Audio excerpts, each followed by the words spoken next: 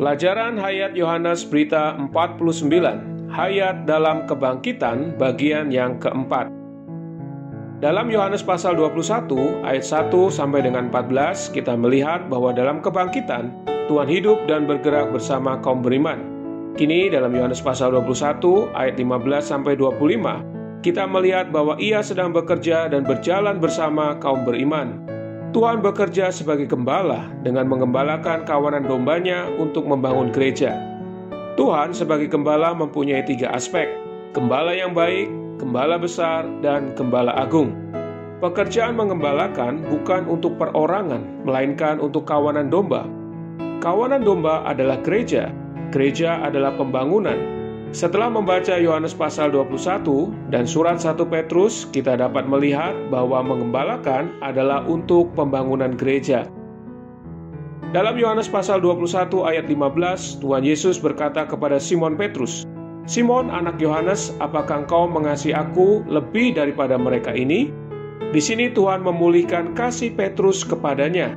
Petrus benar-benar memiliki hati yang mengasihi Tuhan. Tetapi ia terlalu percaya kekuatannya sendiri, kekuatan alamiahnya.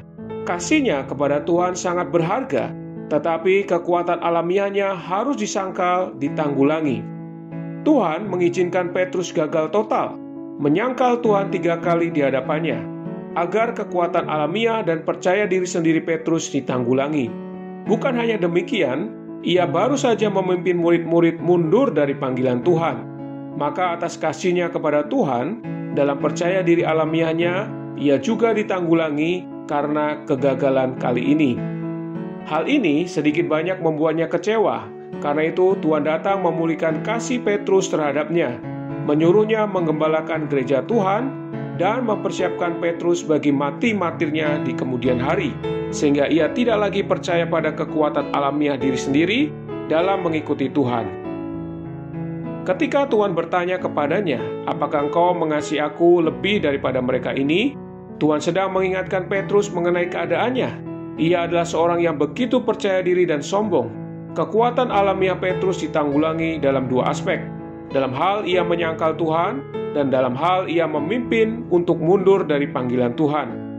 Bagaimana Tuhan menanggulangi kekuatan alamiah Petrus? Dengan jalan menyingkirkan tangannya dari dia untuk sementara waktu.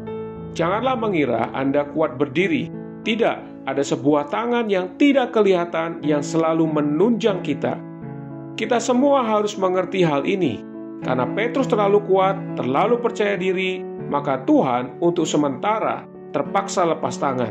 Hasilnya, Petrus jatuh, bahkan 3 kali menyangkal Tuhan.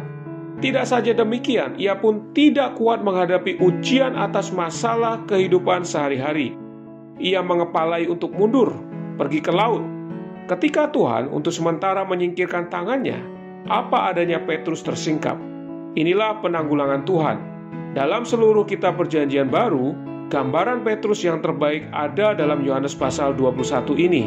Saya sungguh menyukai saudara Petrus dalam pasal ini. Di sini ada seorang yang lemah lembut dan telah hancur, telah mengalami pelajaran diuji dan dihancurkan oleh Tuhan. Setelah memulihkan kasih Petrus kepadanya, Tuhan Yesus memberi amanat kepadanya sambil berkata, "Peliharalah, rawatlah anak-anak dombaku, gembalakanlah domba-dombaku, dan peliharalah domba-dombaku." Ke-20 pasal yang di depan dalam Injil Yohanes menitik beratkan perkara orang yang percaya kepada Putra memperoleh hayat. Untuk merawat orang lain, kita harus menikmati kelimpahan hayat ilahi Tuhan. Ini menuntut kita mengasihi Dia. Percaya Tuhan adalah menerima Dia. Mengasihi Tuhan adalah menikmati Dia. Memelihara domba adalah dengan kelimpahan hayat batiniah memelihara orang. Sedangkan mengembalakan domba-domba adalah untuk membangun gereja. Pengembalaan adalah untuk kawanan domba, yaitu gereja. Maka pengembalaan berkaitan dengan pembangunan Allah. Jika Tuhan telah menyerahkan kepada kita beban terhadap kawanan domba, maka kita harus melakukan kedua perkara ini, yaitu merawat mereka dan menjaga mereka. Pasal ini adalah sebuah gambaran yang menyatakan bahwa setelah kita dilahirkan kembali dan menerima amanat Tuhan, Kita harus mengasihi Tuhan tanpa memperhitungkan harga apapun dan mengikuti Dia sampai pada akhirnya tanpa memperdulikan korban apapun. Dengan mengikuti Tuhan secara demikian, barulah kita dapat menggenapkan kehendak Tuhan, yaitu memelihara anak-anak dombanya dan memelihara serta mengembalakan domba-dombanya. Ada dua aspek penyertaan Tuhan, penyertaan yang tidak kelihatan dan penyertaannya yang kelihatan. Oleh karena penyertaan Tuhan yang tidak kelihatan, kita dapat mengikuti Dia. Di aspek yang tidak kelihatan, Tuhan ada di sini dan kita mengikutinya. Di aspek yang kelihatan, Tuhan tidak ada di sini, maka kita harus menunggu sampai Ia datang. Injil Yohanes tidak ada penutupnya, kitab ini tidak ada tamatnya. Semua dalam susunan Roh itu. Boleh jadi, Injil Yohanes hari ini ada 2 atau 3.000 pasal. Kitab ini masih dalam penyusunan, dan kita juga termasuk di antara orang yang tersusun di dalamnya. Puji Tuhan!